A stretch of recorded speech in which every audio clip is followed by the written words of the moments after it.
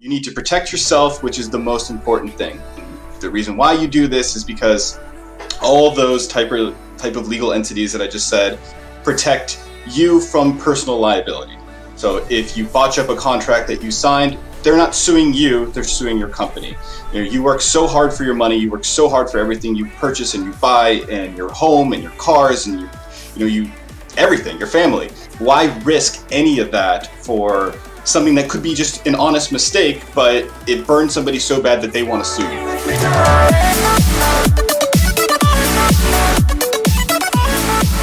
What's going on, guys? Welcome to the GreenChord podcast. This is our first time doing it offline, which is weird because I feel like most people go from offline to online. We're doing the opposite today. Today I'm here for a one-on-one interview with Zac, who is a founding partner at Press Start Legal. Zac, how you doing today, man? I'm doing good, Ben. How are you doing?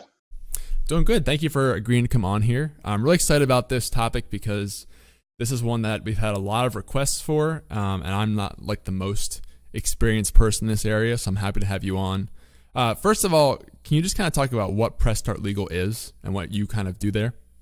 Sure. Press Start Legal is a law firm based in South Florida, but we take clients throughout the country, and we also have some international clients. Our main focus is in the international interactive entertainment industry, which has typically for the longest time been focused on video game development. But ever since interactive entertainment has really grown to encompass streamers, online content creators, really any type of platform in which you, the viewer or the player or the user, can interact with the type of entertainment that's coming at you.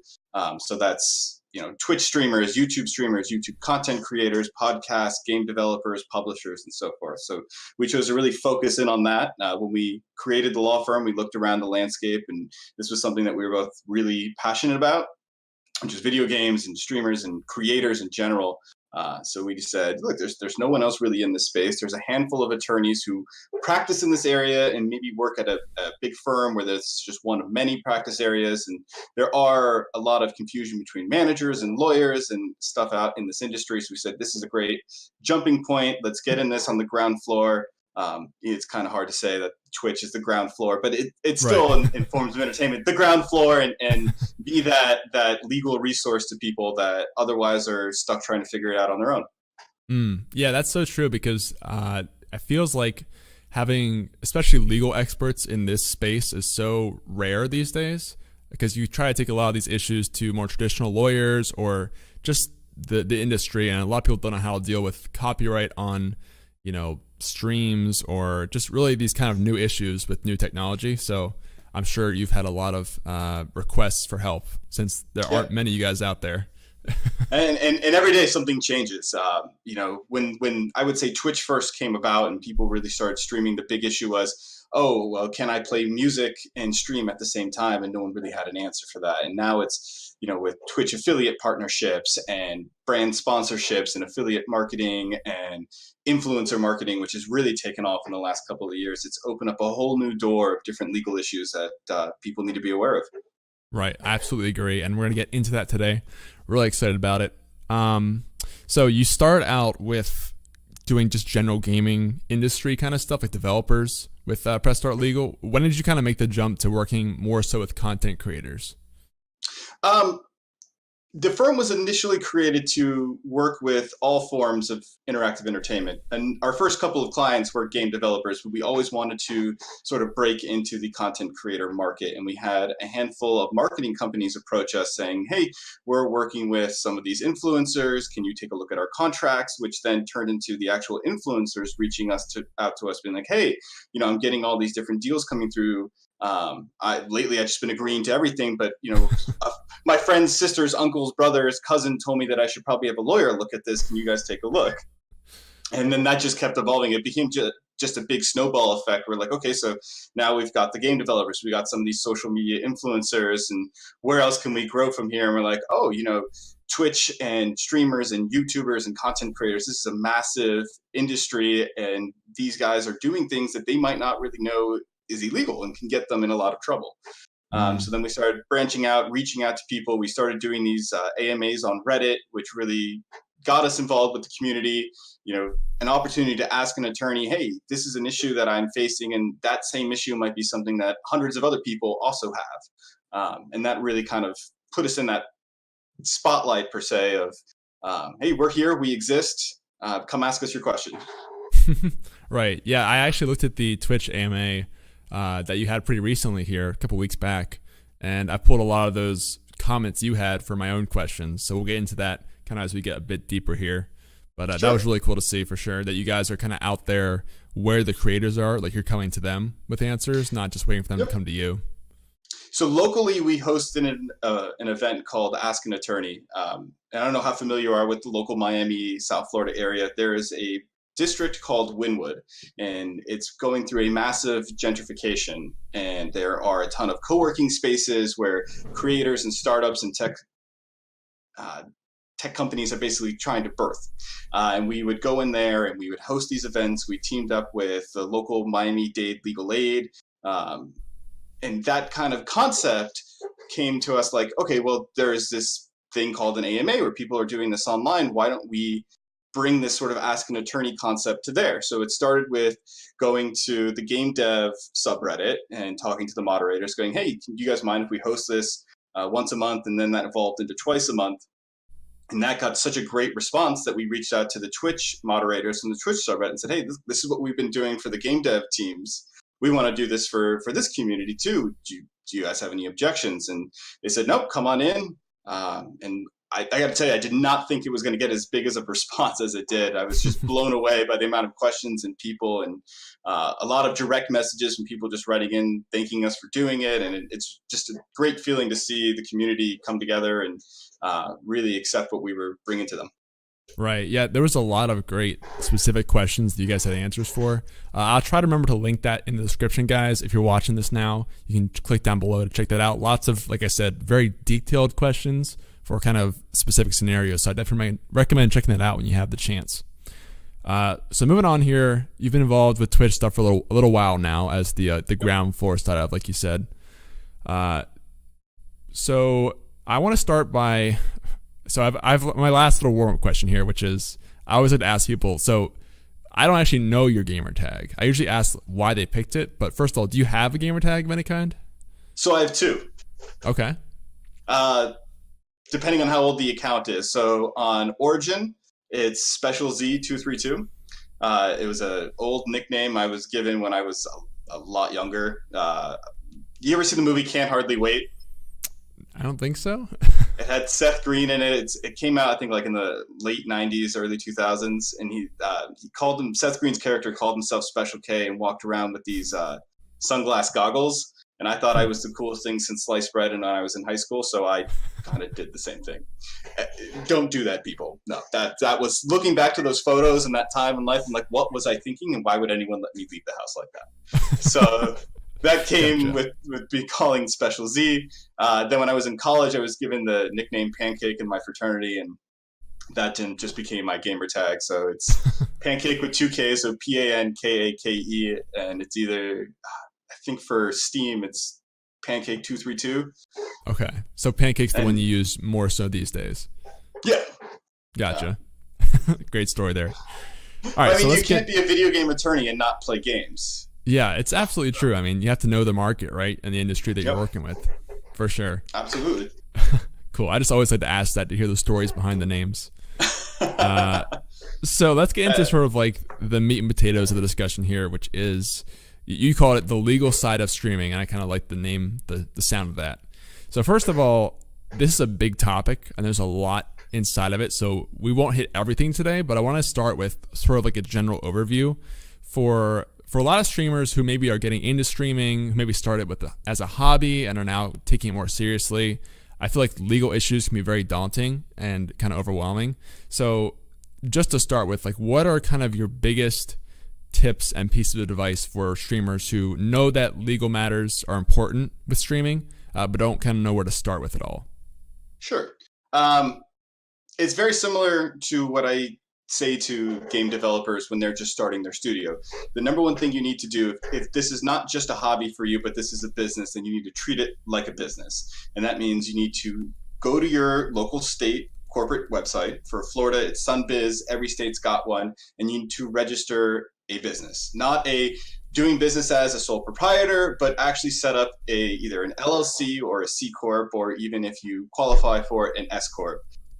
You need to protect yourself, which is the most important thing. And the reason why you do this is because all those type of legal entities that I just said protect you from personal liability. So if you botch up a contract that you signed, they're not suing you, they're suing your company. You work so hard for your money, you work so hard for everything you purchase and you buy, and your home and your cars and you everything, your family. Why risk any of that for something that could be just an honest mistake, but it burned somebody so bad that they want to sue you now? And that happens all the time. Step 2, once you have that company set up and you have a brand, protect the brand. Get yourself a trademark for your gamer tag if you go by your gamer tag. If you're buying merch with your gamer tag on it, if you're setting up a logo, trademark the logo, protect that brand. And then the flip side of that is if you're a content creator, protect your videos, file copyrights. If someone steals your content, there is nothing you can do until you register that copyright, which is a big, massive misconception. And it's something that I saw a lot on the AMA. You get a copyright by simply recording what you're doing on a fixed medium. So for example, you and I are having this podcast. I'm assuming that it's being recorded at the same time on some hard drive. As soon as it's on that hard drive, you in essence have a copyright. But let's say as soon as you air it, someone else copies your video, puts it on their own YouTube channel.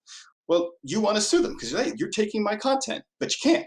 A barrier to that is actually registering your copyright. It's $55 registration fees. It's extremely easy to do, but it protects you and your content. And then the third, get yourself some solid contracts and actually read them. If you're going to be contracting with subcontractors to do any design work for you, whether that's creating your channel overlays, building your websites, make sure you are getting the proper rights in those things transferred to you. Make sure that you have remedies if all of a sudden you paid somebody and they didn't create what you asked them to. Things like that. So it's all about protecting yourself, protecting your brand, and making sure that you have the proper things in place that if something were to go wrong, you have something to refer back to protect you and protect your company.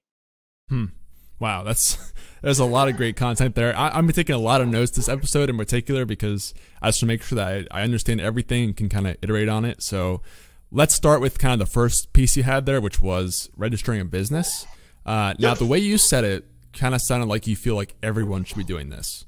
So practically, like at one point in your streaming career, should you start thinking about filing an LLC or C-Corp? As soon as you decide that this is a business, this isn't just my hobby, once you have money starting to come in, whether that be from ad revenue or you have people who are willing to enter in sponsorship agreements with you, that's when you should start thinking about setting up that legal entity. And the reason you want to do that is you don't want to be signing the sponsorship agreements. You want the company to sign the sponsorship agreements. It's also works for tax purposes. You don't want to have to worry about making sure that the company's expenses, well, an LLC is a little bit different, but that's a long topic for another day. But you want to make sure that the things that you buy, whether that be the computer, the webcam, new components, all your green screen, all these things can be write-offs for your business. So you want to make sure that you take advantage of those opportunities. So basically, it's just that point where you sit there and say, okay, I have more than 5 people watching my stream every day. I have money coming in. I think it's time now to protect ourselves when you need to start looking at setting up that legal entity. Wow. So you mentioned there are more than 5 people. That is a very low entry for creating an LLC. I don't know if you were just exaggerating or if just a number that we're just throwing out there. Yeah. I just want to make sure because all you guys got to start making LLCs right now if that's the case. You could have 5 people and all of a sudden get $100 from each one of them, a donation a day, and that might be one of those times you want to consider that. But no, that's just an arbitrary number. When this becomes more than a hobby is when you need to start looking at treating it as a business. Right. I think that's sort of the big thing is a lot of people they maybe are not so clear on whether it's a hobby or a business. Maybe they kind of start off and it builds up traction and they enjoy thinking it of as a business and maybe not relying on it for income, but still kind of, putting a lot of work into it like a business. So I think there is a question of kind of when is the right time. It sounds like, based on what you're saying, it's sooner than you would think to make an LLC for a lot of people. Because I don't know a lot of streamers that have done this step, and they have varying sizes, whether they are literally at 5 viewers, like you said, or maybe 30, 40. They're making like hundreds or thousands of dollars each month, and they still don't have an LLC. It sounds like at that point you should really start thinking about it if you haven't already. It really comes down to at what point could your risk of liability affect your daily life. 5 people probably not going to really have any impact on you. But as soon as you get somebody coming up to you who wants to give you, say, $1,000 for putting their logo on the corner of your screen, maybe that's that point where you go, okay, this is no longer just this hobby. This is my real business, and I can make real money off of this. Now it's time to treat it like that. Yeah, I love that. So speaking on the LLCs, I had some points on that in particular, so I'm just going to segue into that for now. I'm going to circle back around to those other points in a sec. So in terms of the practicality of setting up an LLC, or maybe kind of how easy it really is, that, again, is I think something that people kind of get intimidated by when they hear that word. Just quickly, how easy is the process of setting up an LLC or C-Corp?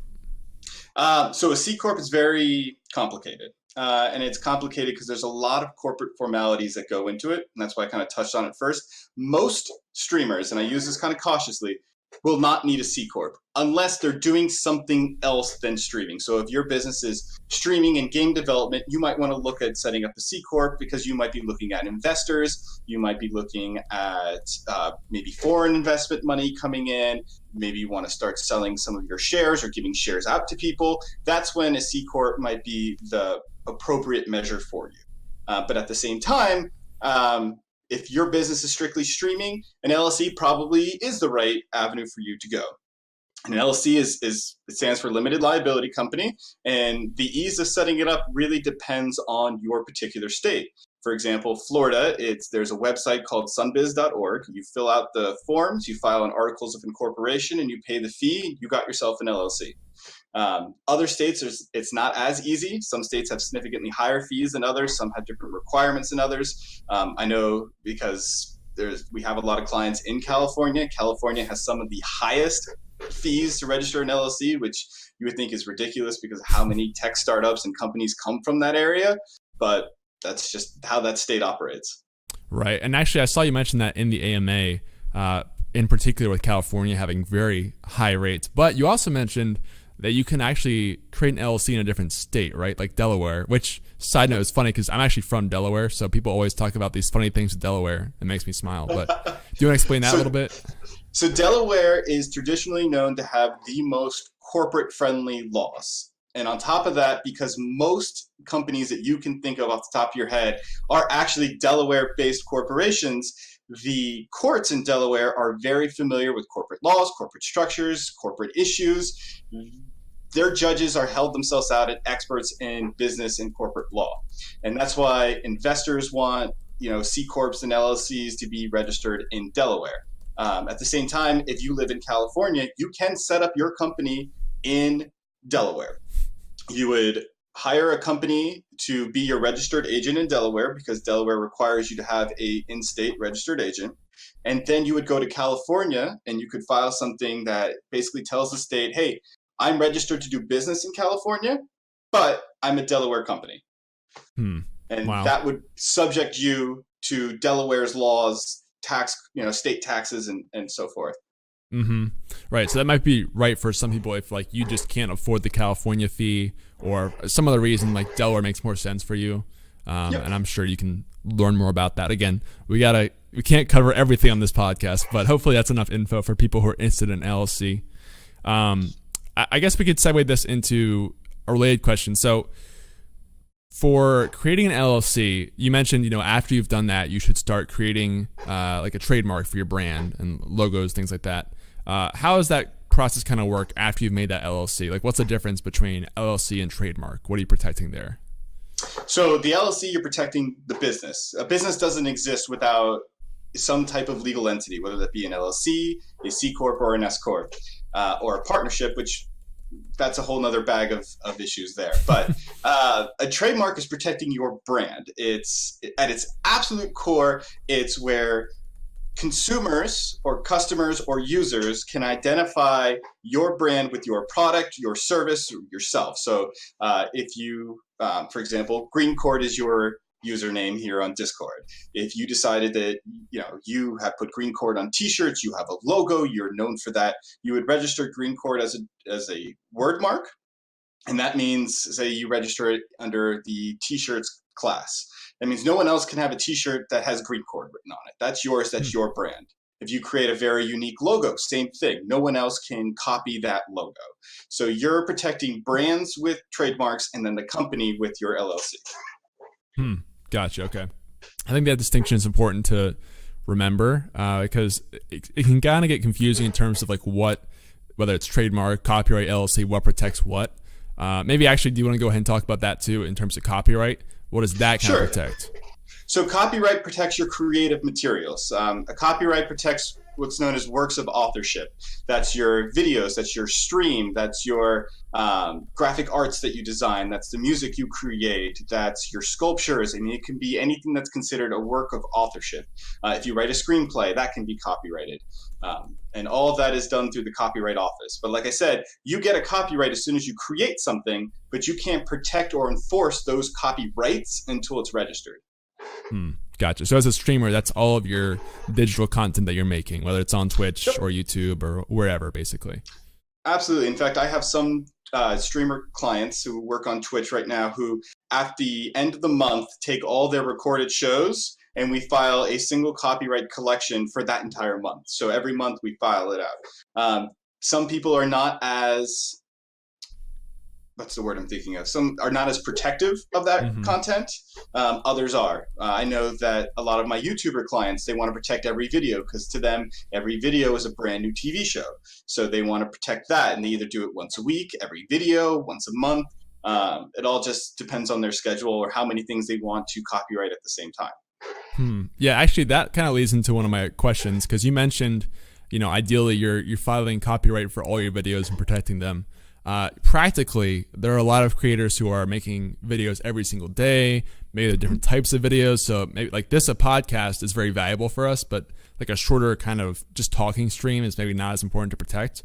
What are kind of like your practical tips on filing copyright on your content? So you can file what's called a collection of works, as long as all the works are one medium. So everything's a video, everything's a music, everything is a sculpture or a work of visual art, as they call it, then it's one fee and you can attach as many as you want. And that's why, like I said, some clients do it at the end of months. They would take all their videos they created, we would file one registration, which would cover all those works under one registration fee, one application, and everything is protected. Okay, wow. So as long as it's the same type of content, so like video content on YouTube, right? You can sort of batch protect that at once as opposed to going in and filing each separate thing. Exactly. Okay, that makes it a lot easier because that was, I'm always concerned about the practical side of this because streamers only have so much time in the day, so that seems like it's more realistic. Absolutely. And these are all services, that the firm does. We're in the process of upgrading some of our tech on the design side of our website, where we'll have some of our clients be able to now log in, upload us everything that they need registered, or will send us a list. Here's a list of all the names of all the videos that we have coming out, file the registration, and then they will either, if it's so much content, they'll mail it directly to the Copyright Office, or they'll send it to us and we'll upload it directly. Or if it's too much for us to upload, same thing, we'll burn it and then send it out to them. Okay. So kind of, I guess that's a good point there so the practicality of actually filing it, is it something that streamers can really do themselves, or is it going to be better to work with someone like you guys who can kind of take the time to do that while they don't have to lose time from streaming essentially to do that? So that's my caveat. So everything from setting up your business to filing your own trademarks to filing your copyrights can be done on your own. Just like going out to a farm, picking out your cow, slaughtering it, and cutting out your piece of meat to put on your grill. Could be done on your own. Should you do it? Probably not. I have clients throughout the years who have attempted to do these things on their own, and it ends up costing them more because they made mistakes while doing it, for us to fix these mistakes than it would have been if they would have come to us in the beginning to fix it. A great example of this is trademarks. Trademarks, sure, it's very easy to go on the trademark website, the USPTO, United States Patent and Trademark Office, fill out the online form and submit it. The issues come in where, did you run a search to see if there's any similar marks closely related to the one that you want to file? Do you know exactly which class of goods you want to file? Do you know what you want to call it within that class of goods? Because there's so many subclasses within each class. And these things are where issues come up. And if you don't do the research ahead of time, like running the search and figuring out if there's a similar mark, you could be paying all these money in fees directly to the USPTO and realize that you get nothing at the end of the day. Yeah, I think that is actually just a great overall theme for this whole discussion is all these things take time away from streaming or making videos or whatever. And I think you'll see the same thing with making art for your stream versus paying someone to do it. You kind of have to evaluate whether it's going to be worth it for you to maybe save some money, but then you're really trading time for that money to learn how to do this stuff. So while it might seem like you would save money in the long run by learning it yourself and doing it, sometimes I think you can actually make a return on that investment if you pay someone else who knows more about it to do this for you so that you can use that time instead to make more content. If that makes sense. Absolutely. Yeah. In fact, a great example would be, so we charge to do a search for every trademark, and it's $100, and our systems go through every state and federal database to determine whether or not there is a mark that is the exact same or similar, and some of these similar ones you would never find just going to the USPTO and running a search. It's a lot of different algorithms that we use and search strings that we use to determine all of this. And if you just go in and type your mark and go, oh, there's nothing there, that's great, I can register this is not a problem. But you didn't look for the similar marks, you could spend $275 out of your own money filing your trademark and then get what's called an office action that says, hey, this is likely to cause confusion with this other registered mark that you didn't find. And you're basically up shit's creek without a paddle. You just spent that money and you got absolutely nothing in return. And that's where, our expertise comes in on all aspects of it. Same thing with LLCs. Sure, you can set up the LLC, but let's say it's not just you. You have friends you work with, or you're actually treating this like a company. So you have, someone who's designing merch for you and handling your merch sales, or you have a manager booking your appearances and whatnot, and you want them all to be shareholders within your company. You have to create a shareholders agreement, or is an LLC, it's an operating agreement. These things are very complicated legal documents that set forth the rules that govern your business and your dealings with both people internally and externally. Right, absolutely. So I think that's just so important to realize that, because I think especially with streamers, there's a lot of I'll learn it myself, I'll do it. But sometimes, theoretically, yes, you could learn trademark law and then cover it yourself, but you would probably be better served using that time to just learn how to make better content or something, as opposed to learning something completely unrelated to what you're trying to do. So do what you guys do best. You're creators. Create. Let us handle the business side of it. Right. Now, to go along with that, though, and this is something I saw on the Twitch AMA, on the Reddit a lot, was basically a lot of streamers are looking to save money, right? So that's why I do stuff like this, and they don't have a lot of money to work with, especially if they're small streamers. So practically, is this sort of stuff affordable, like what you guys do for streamers? Because you think of more traditional lawyers, and probably streamers can't afford like those really high fees.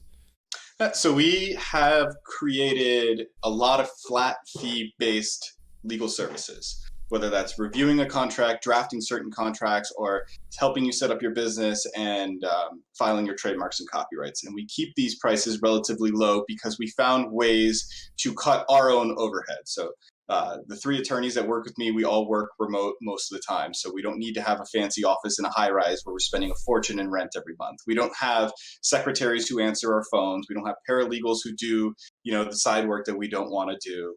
And these things are massive overheads for traditional law firms, and that's why some attorneys charge $600-700 an hour. Excuse me. And we found a way to cater to not only the small streamers, the big streamers, and it was the same with dealing with game developers as well, because you have small indie studios who don't have massive budgets. So that kind of drove us into creating this ecosystem within the legal world where we can provide these services at a cost that is traditionally more affordable than what you would find at a bigger named law firm that has, 100 lawyers, 200 lawyers, 300 lawyers. Where yes, we are a smaller firm, but we can get you things that you can't normally get access to. Mm-hmm. Yeah, that's really important to understand, because it's kind of like you said earlier, like you have to play the games to know your industry.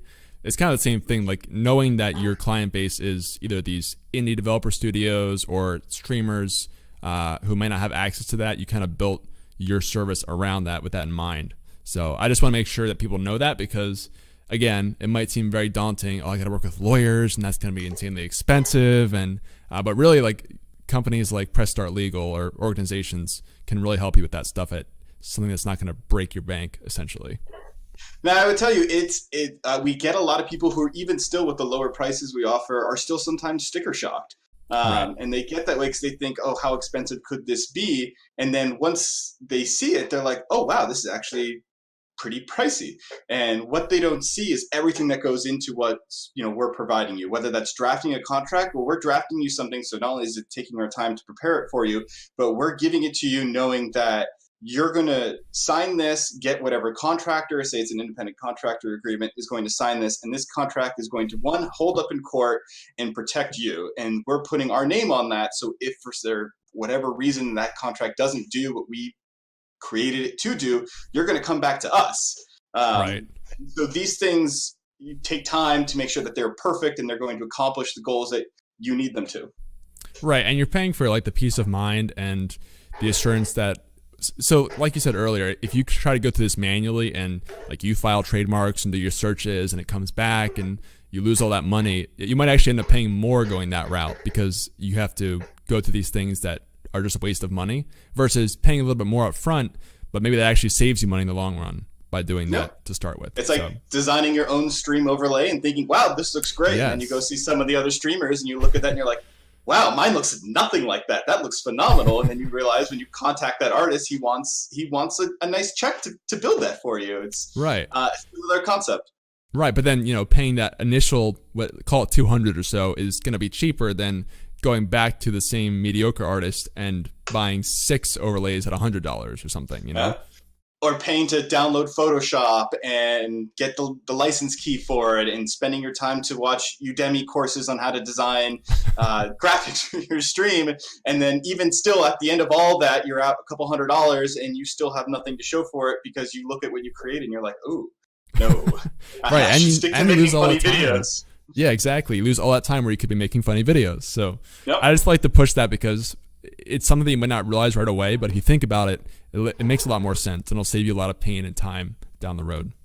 Yep. So, all right, kind of circling back here to the conversation, let's talk a little bit about contracts, and this might also kind of relate to sponsorships and stuff. So in general, there's a lot of contracts now in streaming, whether it's Twitch affiliate and partner, or sponsorships, endorsements, influencer deals. What are kind of your general tips for dealing with contracts?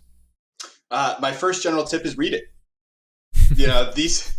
I can't tell you how many clients I have that get themselves in trouble on a contract, and I go through it and I highlight all the areas that's causing this problem, and they go, oh, well, I didn't see that. I go, what do you mean? It's on the second page. Did you not read this? Well, I skimmed it. Read it. Read that contract. Even if you hire an attorney to read it and red flag it, still read it. Know what you're signing. Know what you're getting yourself into, because when you sign a contract, you're legally obligated to perform whatever that contract says. So whether that's a sponsorship agreement that sets forth, how many times you need to say a sponsor's name or display their logo, or what size it needs to be, or whether that's the Twitch affiliate agreement or the partnership agreement, there are a lot of terms in there that set forth things that you need to follow. In fact, we had a client who was a Twitch partner who got his partnership revoked because he broke the contract. And it wasn't anything he intentionally did, but it was some of the content that he had on his stream was a violations of the rules within the contract. And he's like, oh, well, look, can I sue Twitch? No, you can't sue Twitch. This is what you agreed to. These are the terms that you set forth that you agreed to get this partnership deal with them. So know what's in there and take the time. Don't skim it. I just read the first few pages. Really go through it. And if you hit things that you don't understand, which, a lot of times these things are written in legalese that make most people just scratch their head, call an attorney for help. We write these contracts. We know what they do and why these things are in there. So, ask us. We're more than happy to help you out. Right. Yeah. Especially today with so many forms that are just accept terms and conditions and reading through things very quickly. That definitely happens. And I would say quickly to take your time with reviewing that stuff, because if a company is really pushing you to accept a contract very quickly, then that's probably not a good sign that they're a good company to work with, or whatever the contract's for. So they should understand that you want to take your time to review the contract. I actually had something I saw in the subreddit AMA, which is, I'll keep going back to that, but really interesting to me is one thing you said was an agreement may prevent you from endorsing a competitor's product without you realizing it, and this restriction may last long after the contract expires. So is there a story there where that's happened before? Or because that is kind of crazy to me that you can have restrictions even after the contract's done. Oh yeah. So I can't get into too many details because it's just, the two parties have just resolved the issue. Right. So it's still a confidential matter, but I can tell you in general, there was an issue where a particular energy drink sponsored one of our clients. And he was so excited to get the offer. He didn't read the contract. He didn't understand the restrictions in the contract. He didn't even like the particular energy drink. He just was like, he saw the money. He saw that it was going to come directly to him. He just signed on the dotted line without thinking about it. And he followed mostly what he was supposed to do in the contract. It required there be a graphic design of the particular brand on the page. Problem is that while he's streaming with that graphic, he's sitting there drinking the competitor's product on stream. Nobody paid him to do it. Nobody, he didn't sign any other agreement with anyone else to do it. But in that particular agreement, it said you cannot be seen on your stream under your gamer tag drinking competitors' products. And, it's right there, right in front of him. There he is in front of his massive audience doing exactly what he contractually said he wouldn't do. And what he didn't realize was there was a clause within the contract that said that restriction of not endorsing a competitor's product lasted 2 years after the termination of the agreement. Now, if he would have brought that to me, I would have told him, no, don't sign that till we negotiate these terms, because, why should you ever set yourselves up for 2 years you can't be seen drinking this drink on your stream? And I'm sure the attorneys for their side were sitting there jumping for joy, being like, I can't believe he signed this. Oh my God. So, these are like little things that are in these agreements that a lot of the times people don't realize and can get themselves in trouble because they just see, here's the money that they're giving me and here's the length of the time I need to do what they need me to do and why they're paying me for it. And they don't go through everything else that's in there. But everything that's in a contract is there for a reason. Wow. That's amazing. I've never heard of clauses like that last beyond the contract ending. So I think that's just a perfect reason of why you really should review contracts and have someone else look at them too if you're not comfortable, because that's just a horror story for me. If you are working with a brand and you decide you don't want to work with them anymore, you think you're done with them, but suddenly there's this other clause that nope, you still can't use anything else or else. So that's just really, I wanted to share that because it kind of blew my mind. And of course, you mentioned he was drinking the competitor's product. Finding the right brand to work with is a whole other topic, but don't do that. Obviously, if you're partnered, at least get out of the contract before you're going to do that. But check that you're not. And when he came to me, I asked, well, did you do that on purpose? Well, no. Well, why were you drinking on stream? I don't know. It's what I had in my fridge. And it's like, okay, you didn't think to yourself that their competitor is paying you to promote their brand, and here you are, and he goes, oh, I didn't think much of it. I'm like, no, you're a brand. At that point, you become an ambassador for that brand. And if you're there drinking a competitor's product, it'd be like Michael Jordan walking around, wearing Adidas. Yeah, exactly. Again, that's a whole thing. Make sure you actually endorse the brand you endorse, if that makes sense. Maybe we'll do a whole nother podcast on that eventually, but great stuff on contracts there in general. So I guess, do you have any other thoughts on sponsorships or endorsements that maybe unrelated to a contract, or just any thoughts for people looking to work with sponsors maybe for the first time? Yeah, just make sure you know what it is that they want from you. So, when you're doing that, also make sure you're well equipped with the knowledge of what the current legal landscape is with sponsored content. So, if you're a social media influencer and you're posting a picture of you holding up, say, a bottle of Coca-Cola because Coca-Cola is sponsoring you, make sure you put the things like hashtag ad, hashtag sponsored post, and these things cannot be hidden. And I'll tell you, there's a very famous case that involved YouTubers and Warner Brothers over the game Lord of the Rings. I think it was Shadow of Mordor, where Warner Brothers went out and contracted with a bunch of big gaming YouTubers to give positive feedback on their game. Now, that alone is a big violation of consumer trust, paying somebody for a positive review. If someone's ever paying you for a positive review, walk away. But what they did is, those who are familiar with YouTube, which hopefully is everybody, they placed the notice that this was a sponsored video under the show me more or read more, which they call under the fold. So the average person watching the video would not have known that this was paid content. And that got both the streamers and Warner Brothers in a ton of trouble with the FTC and led to massive $1 million fines. The streamers got out scot-free with just a warning, but that led basically the line of regulations that were coming out now that said, we can blame the companies all we want, but now we also need to make sure that these influencers, these streamers, these content creators are also held to a standard that they too have this power of influence, and that they need to make sure that their consuming public knows that they're being paid to promote or endorse a particular product. A really massive, another example that's a little bit more recent would be the Fire Festival. All those social media influencers promoting a festival that didn't exactly go as planned are now all being investigated right now by the FTC for their involvement in that fraud. Yeah, I remember you'll see a lot of this going on Twitch now with the hashtag ads and titles, because of that case, right? I mean, that kind of set a precedent for how important it is, and you'll see it on YouTube videos. So make sure if you have an ad or a brand deal or whatever, that's in your title. That's really important, so you don't run into that. Absolutely. Sure. A great look would be when Apex Legends launched.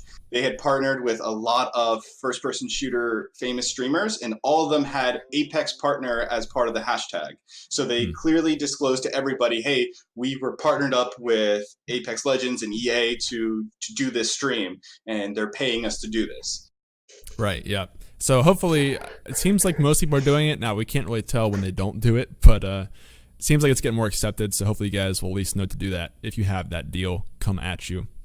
Yep, the FTC said 2018 was the year of the warning. 2019 is going to be the year of enforcement. Oof.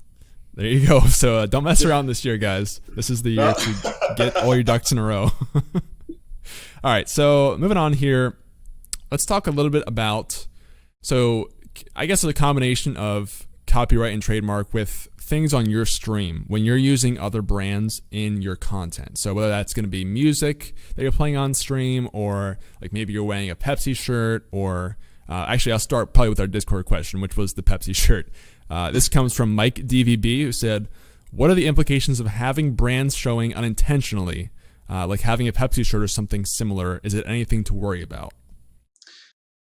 As long as you're putting out content that the brand would say aligns with their values, you probably won't have any problems. Trademark wise, so like wearing the Pepsi shirt, more likely than not, Pepsi's not going to come after you if you have this nice audience and all of a sudden you just decided, hey, this is a great shirt I have in my closet, I'm going to wear it. They might even come to you and now pay you to wear it more. The flip side of that is, if you're a very non-brand friendly individual, they might send you a notice saying, hey, cut it out, because yes, that is theoretically trademark infringement. You're promoting their brand by wearing that t-shirt on your channel. Right. As long as, though, like I said, if you, and this isn't, a legal issue, or it's a legal issue, but it's not legal advice by any stretch of the imagination. As long as you're within that kind of realm of aligning your values and aligning your stream with the brands that you're wearing, even unintentionally, then the risk there is low. Sure, there's a risk, but it's a low risk. I mean, it would have to take for someone to screenshot you wearing the shirt, send it to Pepsi. Pepsi's legal team finally take a look at it, locate you. You know, a lot of the times brands won't deal with that. So Mike DVB, you're probably good to go. Right. I do hear some cases of abuse of this. So PewDiePie comes to mind with on YouTube, stuff like that happening where one of his viewers or someone will send a screenshot of him wearing something. He's got in trouble with brands who just don't want him using their content. I remember certain games he'll play even. People will reach out and tell him he can't play the game basically. Even if it's not really bad content or harmful content to their brand, they just have the option to do that. Sure, and it's well within their legal rights to do that. That's why I said there's a risk, and there's always going to be that risk because you don't own the rights to that brand or that game. You own a right to play it, or you own the right to wear your T-shirt, not necessarily on a broadcast where you have 100,000 people watching you. With PewDiePie, you're looking at someone with a massive audience. He was at a point one of the most watched YouTubers out there. Still is.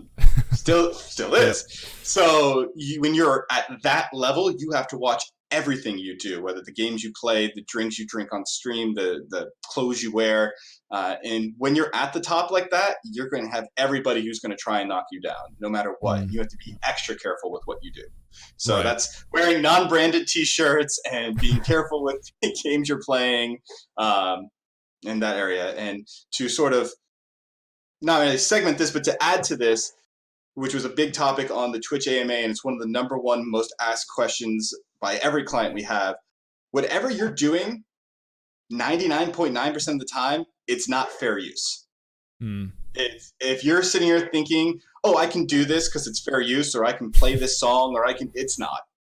Right. There's a very, very, very limited exception where fair use applies. And I would say 100% of streamers and YouTubers, you don't exist in that exception. Right. Yeah, I saw that comment on the AMA. I think if I could translate that a little bit, it would be the consensus is that most of the time it won't get enforced, but still most of the time it is definitely not fair use. Is that fair to say? Yeah, and if you find yourself with more than 5 people watching you and you're at a point where this is a business for you and you're thinking to yourself, well, I can play this music in the background of my stream. No, you can't. It's not fair use. You can't do that. Or a lot of the time my game developers think, well, I can make this fan game. It's fair use. No.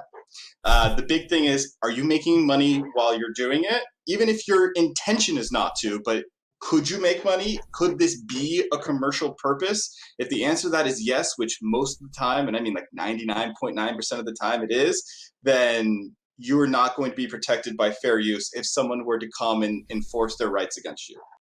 Right. Yeah. So, man, there's such a can of worms there. I want to go ahead and segue into music because I know you get asked about this a lot, and it's just such a hot topic. So, I mean, we've just established that 99% of the time, you're not in fair use rights to use music, but there are ways to have the rights to run music, right? What are some practical ways to get those rights? So there are a lot of music licensors that will sell you a blanket license to play just about anything you want. And the reason why you need to do that is because for music, there's something called sync rights. And that is the right to sync the music with whatever video you're displaying. And that could be streaming, that could be your YouTube video, that could be your home video that you shared. It could literally be anything that's connecting someone else's copyrighted music with your project. And you don't have those rights because you didn't either purchase them, get the license to it, or it's not your music, you didn't create it. So that was, I would say, the first big issue that came across through streaming when streaming was coming up was, what do we do here with all these people who are playing music on Spotify or playing music on Pandora or playing their MP3s that they purchased? And even if, say you bought music from Apple Music, you still don't have the rights to play that music on your stream because you are not granted those sync rights. Apple doesn't even have the sync rights to grant them to you. That's why you need to go out and get those licenses. One of the biggest companies out there is called BMI. That's who I'd normally direct people to reach out to. They just launched an entire department for content creators, streamers, YouTubers, that you can reach out to them and get sort of more budget-friendly pricing to get those rights. And then another question on those lines that I get a lot is, well, I have a Pandora One account or I'm a Spotify premium member. Can I just play that on my stream? And the answer is no. Not only is that sync rights still an issue there, but if you read the terms and conditions that you agree to and you set up those accounts, they will tell you that you can't do that. It's for personal use only. It's why I say you go into a bar and the bar is playing, a bunch of football games on TV, but the music's always off. You can never hear the sound. And that's because they don't have the rights. They don't have the sync rights. They have to pay the NFL or Fox or CBS or any of the big broadcast stations to actually play the sound. Wow. That's it's crazy. Just how many people come to us and try and play their own music, or, Spotify is very common. So I think that's important to hear. Now, so for BMI, you mentioned that's sort of like a huge license. Do you have any idea kind of what the pricing is on that, or how affordable / practical that would be for most people? I do not, because I have never needed to reach out to them and handle that. It really all depends. For example, BMI on their website, and this is by no means an endorsement on them, they're just the biggest, so that's the one I always tell people to start with. They have over 14 million works of songs and movies and video. Like, they are the biggest music publisher. So if it's a popular song, BMI can sell you the blanket license to play that song. And so it's absolute best to reach out to them. But there are others out there. It would just take some digging. But like I said, BMI is the biggest and most well-known. Right, for sure. I will mention that for those of you who are worried about music copyrights, so Twitch, I know, does this. Probably other sites as well have official kind of partnered music content that's safe for streaming. Those are usually kind of electronic, NCS is the big one you see a lot, playlists that are all copyright free or just fine to stream. So you can definitely check those out. Again, they tend to be electronic, so if you don't like electronic music, you might be kind of out of luck, but you can go to BMI or something like that to get those kinds of songs for sure. Yep. So I just want to mention that. In fact, there's a big issue right now that's kind of being fought right now in the courts. It hasn't been decided, which is what happens when the game you're streaming plays music that you don't own the rights to. Like Grand Theft Auto, for example, when you're in the car and the songs are playing, you're not playing that music. It's part of the game. But did the game's license grant you rights to play their song while you're streaming? And it's becoming a problem. Yeah, they'll have to, I guess, factor that into new game licenses or something going forward. Yep. Yeah. Wow. Yep. So that's a whole other thing. Cool. So we're actually getting pretty close to an hour here. One of the big things I want to make sure we hit is, so I talked a little bit about this with you before the show. You're not an expert on Article 13, but we always get questions about, how serious is Article 13? Should I be worried about it if I'm in the EU or NA?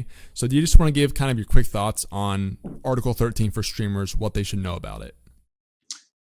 If you're based in the United States, Article 13 means nothing to you. And I don't want to say you should ignore it, because it's always good to stay up to what's going on. But what Article 13 is doing, it's no longer placing the emphasis on the users to protect their content.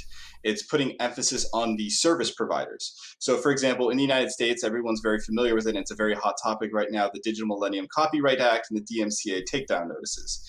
Right now, service providers, so YouTube would be considered a service provider, are granted protection from someone trying to sue them for copyright infringement. So someone posts, say, Blink-182's music video on YouTube, and it wasn't Blink-182. Blink-182 cannot sue YouTube because they're protected as a service provider for hosting that content. What they can do is send a takedown notice, and YouTube must comply and take down that particular video. The Article 13 is switching that around, where they're now saying, while that's great that we want to put the emphasis on the rights holders, we think that you guys as the service providers should have a level of responsibility as well. And that they call it Article 13 basically the death of memes. That means so Google Images, which displays every image on the internet, won't exist anymore. YouTube couldn't really exist anymore. And the big issue here with streamers is that you have to rely that Twitch will protect you to an extent, but that just means your audience is going to shrink, because what's happening, at least from my research and my understanding with these companies, that they're basically told the EU, if you want to do this, we'll do our best to comply, but we might just cut you off altogether. Yeah. And so you mentioned that, to go off of that, you mentioned it doesn't really affect the US, but let's say you're a US content creator on YouTube or Twitch. Could this potentially cut out some of your viewers from the EU and overseas? Absolutely. If Twitch and YouTube and any service provider type website along those lines says, we don't want to comply with Article 13, we just rather not have the EU access our website. That means that whole audience gone. Now there's, proxy servers and VPNs and things like that people can still use, but you would see a massive decrease in your audience, especially if you have a big international reach. Right. And that'll also, just cut down, like, yes, people could use VPNs and things, but when you cut down the accessibility of something like that, then you're definitely going to see an audience drop for people who don't want to go through those hurdles just to watch something that they can't have access to usually. Yep. Now, I suspect that given the massive amount of backlash that's coming out against Article 13, my personal opinion is I don't think it will pass. I think enough people in the EU are being pressured not just by the companies, but by their own citizens to vote no. I would actually be surprised if it passes. So where it's something to keep in your back of your mind, I don't think it's as big as a problem as people are making it out to be. I think the bigger problem right now for everyone in the EU who wants to start businesses is the GDPR. People in the United States who do business in California or with California residents, it's the California Consumer Right of Privacy Act that's about to go live next year.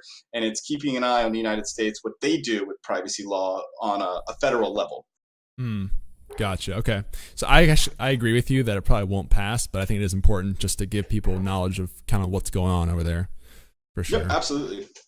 Cool. I have one more core question for you, and then our wrap-up question. So last kind of core question comes from Discord again. Locale10 asked, as small affiliate streams, should we get our brands trademarked or copyright our material, or should we wait till our brands are bigger? Now, those are kind of vague measurements, but again, like that big question of when is the time to start doing that? So this one is not so much of a when you guys have taken this from a hobby to a business question. It's as soon as possible. I always tell even small streamers, small game dev studios, YouTubers, influencers, as soon as you have something worth protecting that meets the requirements that a federal trademark has, so it has to be a non-descriptive mark, and it has to be used in interstate commerce. Those are your only two requirements. Interstate commerce is just if you're, say, putting it on a t-shirt, you sold the t-shirt outside the state you're in, or you're marketing your services outside your state to other states. So very low barrier to entry. Once you hit those two things, invest in protecting your brand. For esports players, your gamer tag, that's your brand. That's what people know you by. People call you that as if it's your real name. Protect it. It's worth something to you. In fact, some esports contracts require you to give the team rights and access to your brand. So these things are very important that you want to be thinking about from the ground level, and it's all about what you can afford. So can you afford today to trademark your brand? No. Maybe then you save, and then that's the first expense. Maybe you don't need the fancier microphone, and you should be protecting the brand today and then get the microphone next month. I love that. So really, guys, it sounds like across the board, you should really be thinking about it sooner than you think, especially if you're an affiliate, you're making money across states, and you have that logo or that username that you're kind of building everything around. It's definitely time to start thinking about that at that point. That's your most important asset is your brand. And in fact, there's a lot of small startup companies that sell their company just on the brand alone because people recognize it, people trust it, people want to be a part of it. Think of Apple, that whole ecosystem of I have an iPhone, I have that's all their brand. They could have awful products, but people still want that Apple brand. Tesla's another one. People love that concept of what Tesla brings to the table, a Model 3 or S or X, and they want to be involved in that brand. Very true. Cool. Well, those are all my big core questions. So my last question for you would just be, if you give one piece of advice to a brand new streamer, what would you tell them? Now how brand new? Are we talking like just signed up and set up a new account today? Yes. Or Yep. Okay. Don't worry what other people are doing. Worry about what makes you you. Be unique, be different, do what works for you. If having 20 different beers on your table is what you want and you want to be known by, do it. Don't care what other people think about it. If you look at some of the top people in the industry right now, look at Ninja, for example. You think he cares what people think about his hair color? If he wants it blue today or pink tomorrow, that's just him, and that's what he's developed his own brand from. So start day one developing your brand, be unique, be different, and don't chase popular games. Love it, man. Play what you want to play. If you like playing popular games, by all means do it. But don't be afraid to play that game that's on the bottom of the stream list for Twitch if that's what you really enjoy doing. You'll find an audience, and then network, meet other streamers, figure out what they did that works for them that might work for you. And then, of course, on the legal side, protect yourself, start your business, protect your brand, get your contracts going, and all those little things that we've talked about today. Right. Awesome, man. Well, that is all my questions for you. So thank you so much for coming on. Is there anything you want to say to kind of sign off here? Stuff to plug? Anything else? Yeah. If you guys want more information about Press Start Legal and the services we offer, check out our website, pressstartlegal.com. We also have pressstart.legal. Shoot me an email, Zac@pressstartlegal. It's ZAC@pressstartlegal.com. I'm always answering questions from people, even if it's a small question. If you guys need more information on the services we offer, everything's on the website. We do every first Wednesday of every month, we host an AMA on the game dev subreddit on Twitch, on Reddit. We're potentially in the process of maybe looking at doing a Twitch show. We're not entirely sure yet. And then if you guys want us back on the Twitch subreddit, which we would love to come back on, send a message to the moderators, ask them to have us come back. And, we'll gladly try to do something there as well. Awesome. I will link to pressstartlegal.com, your email, and the Twitch subreddit AMA for all people listening if you want to check out more info or just get in contact with Zac. But cool. That's it for me, man. Thank you so much for coming on again. Yep. Thank you for having me, Ben. Cool. Thank you guys for watching. We'll be back next week for more stuff. So stay tuned and thanks for supporting us. We'll see you next week.